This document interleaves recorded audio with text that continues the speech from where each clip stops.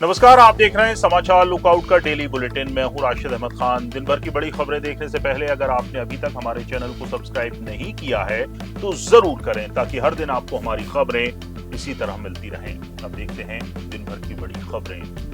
Iran ने दावा किया है कि उसने एक ही दिन में 2 अमेरिकी फाइटर जेट को मार गिराया है। शुक्रवार 3 अप्रैल को सबसे पहले एक अमेरिकी F-15E strike eagle fighter jet को मार गिराने की खबर आई। बाद में ईरान ने दावा किया कि उसने एक दूसरे अमेरिकी लड़ाकू विमान A-10 को भी निशाना बनाया है। अमेरिकी राष्ट्रपति डोनाल्ड ट्रंप ने भी इस घटना पर प्रतिक्रिया दी है। उन्होंने कहा कि अमेरिकी मिलिट्री जेट को मार गिराए जाने का ईरान के साथ चल रही बातचीत पर कोई असर नहीं पड़ेगा। कांग्रेस के 3 बड़े नेताओं ने मिडिल ईस्ट जंग और LPG संकट पर पार्टी लाइन से हटकर बात की है। इनमें कमलनाथ, आनंद शर्मा और शशि थरूर शामिल हैं। उधर राहुल गांधी इन मुद्दों पर सीधे प्रधानमंत्री का नाम लेकर निशाना साध रहे हैं। थरूर के बाद पूर्व केंद्रीय मंत्री आनंद शर्मा ने भारत के डिप्लोमेटिक तरीके की तारीफ करते हुए इसे मैच्योर और स्किलफुल बताया। वहीं मध्य प्रदेश के पूर्व मुख्यमंत्री कमलनाथ ने गैस संकट पर कहा था कि ऐसी कोई कमी नहीं है, ये बस माहौल बनाया जा रहा है।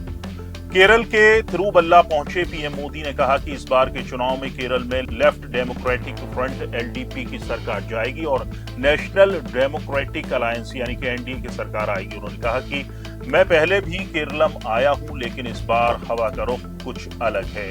केरल एक ऐतिहासिक बदलाव के लिए तैयार है। इस बार सत्ता परिवर्तन होगा। तिरुवल्ला में इतनी बड़ी संख्या में आप सबकी उपस्थिति NDA पर आप लोगों का ये भरोसा,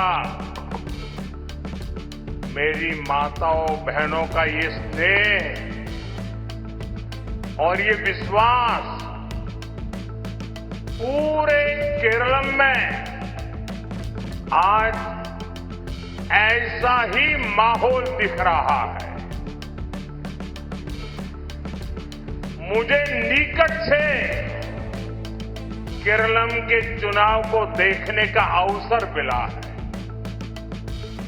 मैं पहले भी आया हूं, लेकिन इस बार हवा का रुख कुछ और है, लोगों का मिजाज कुछ और है। आम आदमी पार्टी सांसद राघव चड्ढा ने आज एक और वीडियो जारी करते हुए आम आदमी पार्टी के आरोपों को झूठा बताया है। उन्होंने दावा किया कि उनके खिलाफ एक साजिश रची जा रही है। राघव ने आम आदमी पार्टी के 3 आरोपों को झूठ करार दिया। नमस्कार साथियों, कल से मेरे खिलाफ एक स्क्रिप्टेड कैंपेन चलाया जा रहा है। सेम भाषा, सेम बातें, सेम आरोप। ये कोई कोइंसिडेंस नहीं है, बल्कि एक कोऑर्डिनेटेड अटैक है।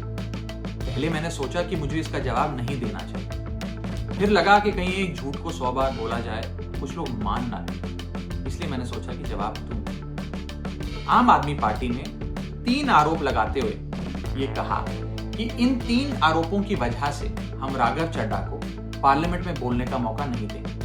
राघव चड्ढा के पार्लियामेंट में बोलने पर रोक इसलिए लगाई गई क्योंकि उन्होंने ये 3 गलतियां करी। मैं एक एक करके इन तीनों पर आपसे बात करना चाहता हूं। पहला आरोप कि जब ऑपोजिशन पार्लियामेंट से वॉकआउट करता है, सदन से वॉकआउट करता है, तो राघव चड्ढा वहीं बैठे रहते हैं, वो वॉकआउट नहीं करते। ये सरासर झूठ है, सफेद झूठ। मैं चुनौती देता हूं, एक इंस्टेंस, एक दिन ऐसा बताइए जब ऑपोजिशन ने वॉकआउट किया हो और मैंने उनका साथ ना दिया, मैं साथ में वॉकआउट नहीं किया।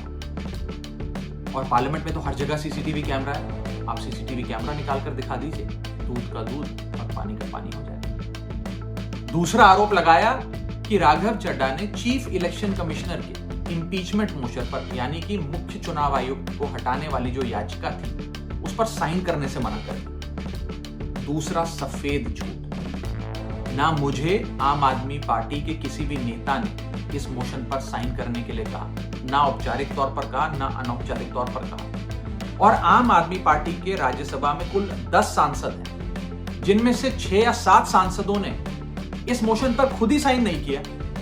तो भला इसमें मेरी क्या गलती? खाली सारा दोष मुझ पर ही क्यों बढ़ा जा रहा है? और इस मोशन के लिए राज्यसभा में कुल 50 सिग्नेचर चाहिए होते हैं, यानी कि 105 विपक्षी सांसदों में से मात्र 50 सिग्नेचर से ये याचिका पूरी हो जाती। तो इतना शोर क्यों? और तीसरा आरोप जो मुझ पर लगाया गया वो ये था कि राघव चड्ढा डर गए हैं और इसलिए वो बेकार मुद्दे उठाते हैं। पहली बात मैं बता दूं कि मैं पार्लियामेंट में शोर मचाने, चीखने, चिल्लाने, माइक तोड़ने या गाली देने नहीं गया।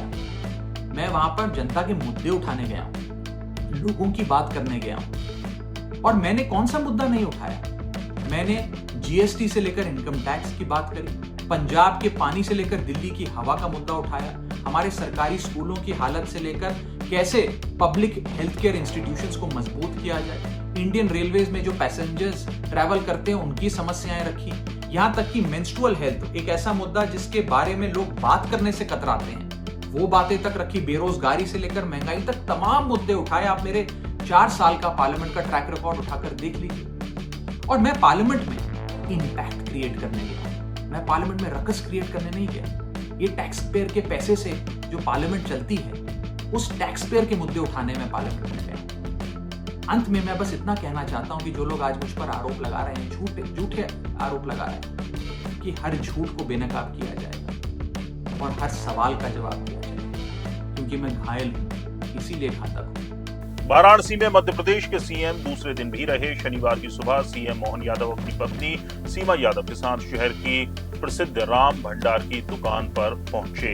उन्होंने दुकानदार से पूछा, क्या खिलाओगे? इस पर दुकानदार भी मुस्कुराने लगा। फिर सीएम ने कचौड़ी और लस्सी का ऑर्डर दिया। इसके बाद उन्होंने आम लोगों के साथ ही बैठकर नाश्ता किया। इसके बाद खुद दुकानदार को बिल के पैसे दिए। खाने के बाद मीडिया से बातचीत के दौरान उन्होंने कहा कि विक्रमादित्य महानाट्य जरूर देखने जाएं। इस दौरान सीएम को देखने के लिए लोगों में काफी उत्साह दिखा। पाकिस्तान में इजराइल अमेरिका की ईरान के साथ जंग का असर दिख रहा है। वहां अगले 6 महीने तक मंत्रियों को वेतन पर रोक लगा दी गई है। 2 दिन पहले पेट्रोल 137 रुपए और डीजल 184 रुपए महंगा कर दिया गया था। हालांकि देश भर में विरोध हुआ तो शुक्रवार को सरकार ने पेट्रोल 80 रुपए सस्ता कर दिया। अब पाकिस्तान में पेट्रोल 378 रुपए प्रति लीटर मिलेगा। डीजल बढ़ी हुई कीमत 520 रुपए 35 पैसे प्रति लीटर पर ही मिलेगा।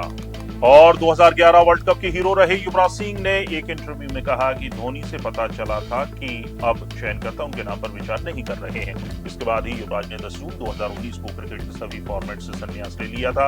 युवराज ने कहा कि 36-37 साल की उम्र में जब वे टीम से अंदर बाहर हो रहे थे, तब ना तो नेशनल क्रिकेट अकेडमी, ना ही कप्तान विराट कोहली और ना ही कोच रवि शास्त्री ने उनसे सीधे बात की थी। समाचार लुकआउट के इस बुलेटिन में आज इतना ही। वीडियो पसंद आया हो तो लाइक कीजिए, शेयर कीजिए और हर छोटी बड़ी खबरों से अपडेट रहने के लिए हमारे चैनल समाचार लुकआउट को सब्सक्राइब जरूर कीजिए। सोमवार को फिर हाजिर होंगे दिन भर की बड़ी खबरों के साथ, क्योंकि जहां खबर वहां नजर। नमस्कार।